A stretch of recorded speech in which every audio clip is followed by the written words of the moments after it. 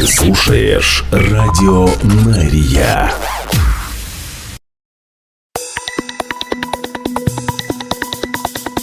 Израильская служба новостей в прямом эфире на Радио Мария. Здравствуйте. Сегодня 18 марта, вторник. Мы начинаем.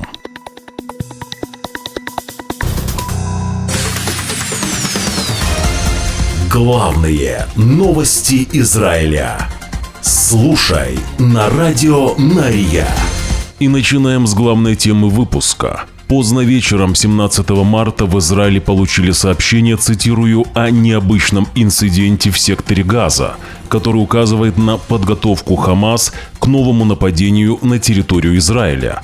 Об этом сообщает 12-й телеканал израильского телевидения. По данным телеканала, эта информация была одобрена военной цензурой.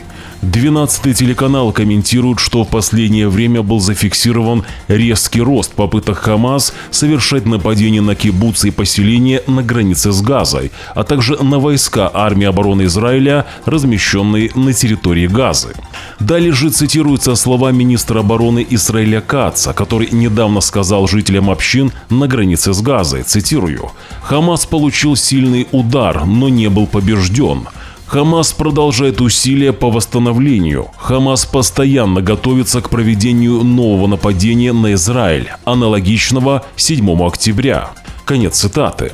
Напомню, что за день до этого сообщения депутаты Кнессета, все из которых являются членами Комитета по иностранным делам и обороне, прокомментировали, цитирую, «В последние дни нам сообщили, что военная мощь Хамаса и палестинского исламского джихада была восстановлена до такой степени, что у Хамас насчитывается сейчас более 25 тысяч человек, а у палестинского исламского джихада более 5000 боевиков». Ну и уже в начале первого ночи новостная служба общественного вещателя Израиля Кан-11 в выпуске Кан Хадашот сообщила, что премьер-министр Израиля Биньямин Нетаньягу поздно ночью прибыл на базу Генштаба в Тель-Авиве, где проводил совещание с главами Моссада, Шабак и начальником Генштаба, а также министром обороны. Отмечается, что совещание проводилось в связи с событиями, цитирую, в сфере безопасности. Еще раз напомню, что цензура армии разрешила публикацию. Причина, по которой премьер-министр срочно прибыл в Кирию, Министерство обороны в Тель-Авиве, цитирую, в ЦАЛе недавно выявили признаки, которые могут свидетельствовать о намерении Хамас начать нападение. К моменту выхода наших новостей в эфир, а это 6 часов утра по Иерусалиму 18 марта, новых сообщений или указаний от командования тыла не поступало. Но будьте бдительны. И уже в 2 часа ночи премьер-министр Израиля Биньямин Нетаньягу и министр обороны Израиля Исраэль Кац поручили армии обороны Израиля принять решительные меры против террористической группировки Хамас в секторе Газа. Начиная с 2 часов ночи и до настоящего времени армия обороны Израиля начала атаковать по всему сектору Газа с целью достижения военных целей, которые определены политическим эшелоном, включая и освобождение всех наших живых и павших заложников. Отныне Израиль будет действовать против Хамас с нарастающей силой. Добавлю, что оперативный план был представлен армией обороны Израиля еще на прошлой неделе и одобрен политическим руководством. Атаки по сектору Газа – это остановка режима прекращения огня. Итак, в Газе снова начались атаки израильской армии.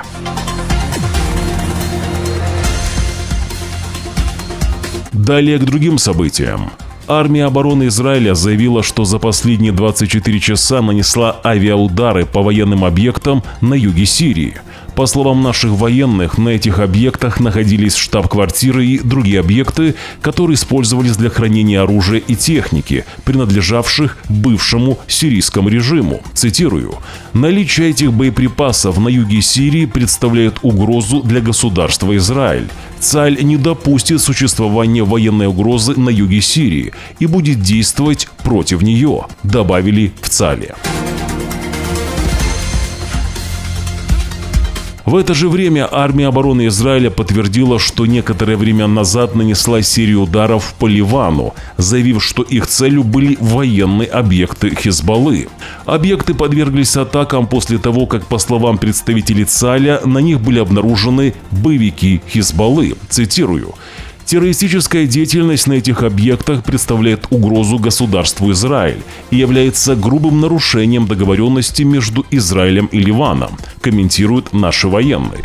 Ливанские же СМИ сообщают об ударах в районе долины Бекаа и на юге Ливана. Хуситы из Йемена заявили, что за последние 24 часа они дважды атаковали американскую авианосную группу в ответ на, цитирую, «продолжающуюся агрессию США в Йемене». Хуситы, в частности, утверждают, что они якобы выпустили 18 ракет и беспилотников по авианосцу Гарри Трумэн и сопровождавшим его военным кораблям, не предоставив при этом доказательств.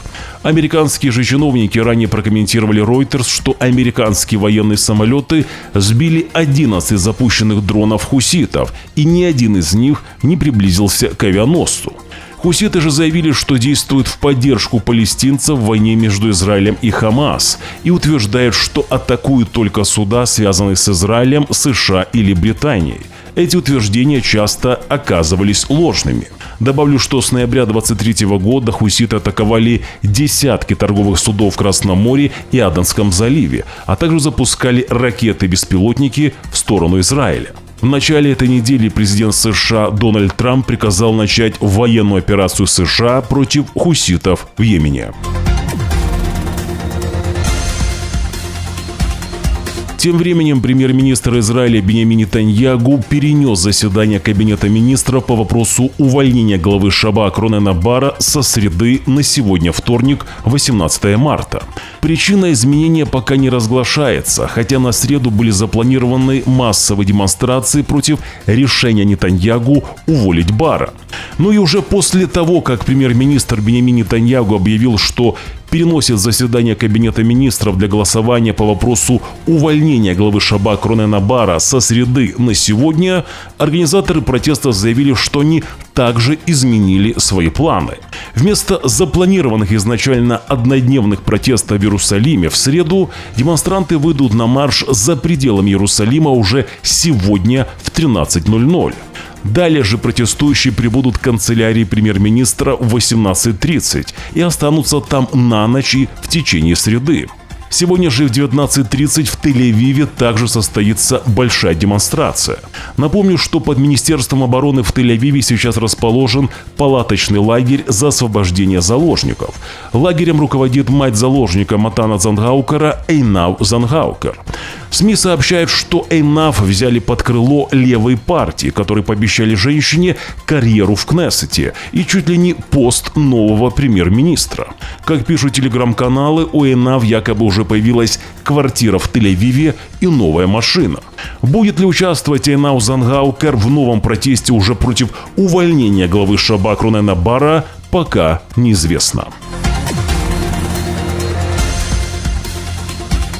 Тем временем министр образования Израиля Йоав Киш пригрозил приостановить финансирование гимназии Герцлия после того, как ее директор заявил, что он отменяет занятия и призывает учеников выйти на акцию протеста в Иерусалиме против планов правительства уволить главу Шабак Ронена Бара.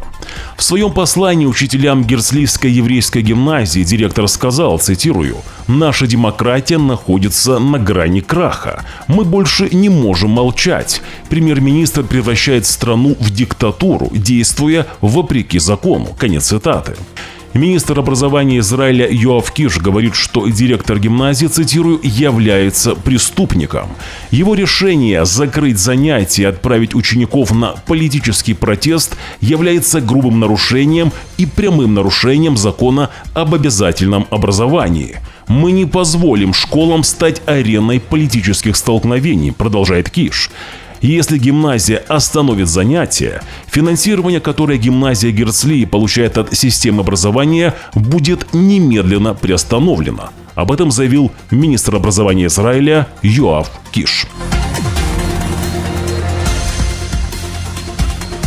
В это же время премьер-министр Израиля Биньямин Нетаньягу обвинил юридического советника правительства Гали Барав-Миару в злоупотреблении полномочиями, после того, как она заявила, что Нетаньягу не может приступить к увольнению главы Шабак Ронена Бара, пока не будут установлены, цитирую, «фактические и правовые основания для этого».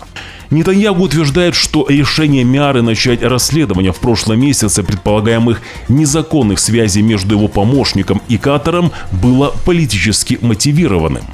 Нетаньягу также говорит, что решение, касающееся увольнения главы Шабак, находится в его исключительной компетенции и говорит, что, предполагая обратное, Барав-Миара занимается опасной ересью. Это была цитата.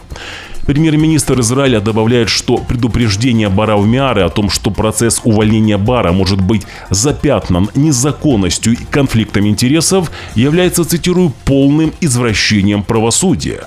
Ваши указания начать серию расследований в отношении сотрудников премьер-министра являются злоупотреблением вашими полномочиями и ненадлежащей практикой, которая уже стала методом, вся цель которого – это лишить власти политический эшелон, комментирует Нетаньягу.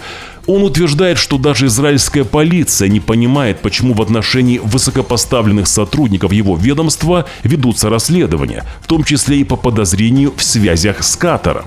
Нетаньягу сообщил, что Гали Барав-Миара может присутствовать сегодня на заседании Кабинета министров, на котором правительство будет голосовать по вопросу об увольнении Бара, заявив ей, что она сможет подробно услышать причину решения и озвучить свою правовую позицию до того, как будет принято решение правительства.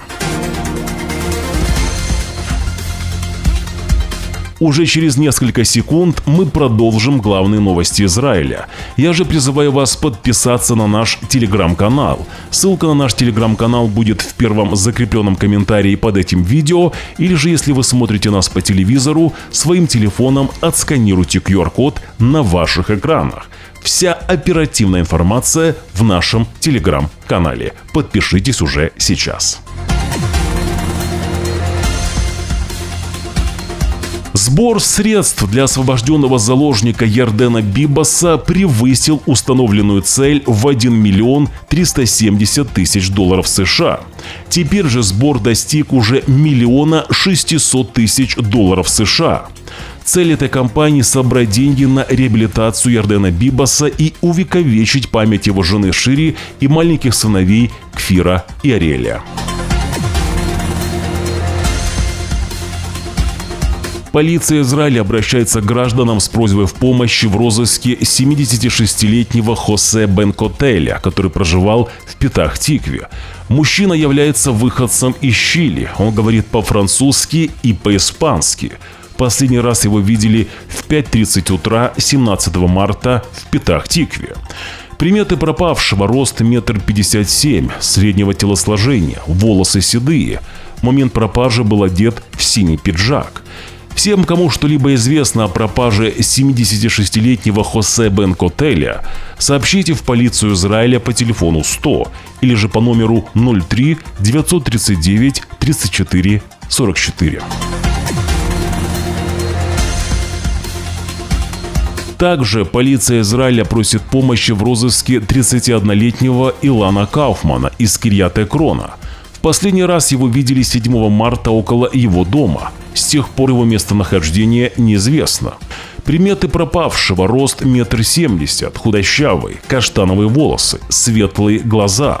Всех, кому что-либо известно о месте нахождения Илана Кауфмана, позвоните в полицию по номеру 100 или же по телефону 08 937 14 44. Продолжая операцию, в ходе которой за последние недели удалось уже спасти 12 незаконно удерживаемых обезьян и 4 львят, в основном из бедуинских городов в Негеве, полиция конфисковала несколько диких животных в Машаве в центре Израиля. Среди конфискованных животных были крокодил, анаконда, ядовитые лягушки и несколько других ящериц разных видов. Все они были иностранными экзотическими видами. Все животные переданы на дальнейшее лечение в управление природы парков Израиля.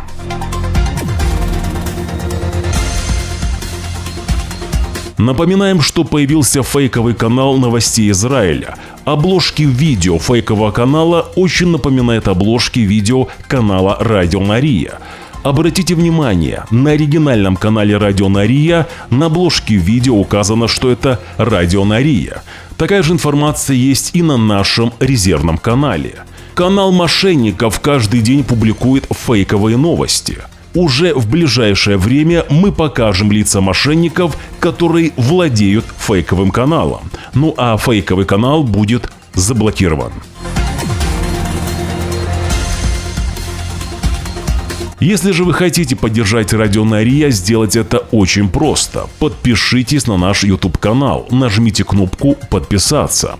Также под этим видео нажмите палец вверх, если видео вам понравилось, или же на палец вниз, если видео не понравилось. Оставьте свой комментарий. Благодарность и нашим спонсорам. Их имена вы сейчас видите на своих экранах в видеоверсии наших новостей на YouTube-канале Радио Мария. Израильская служба новостей желает вам хорошего дня.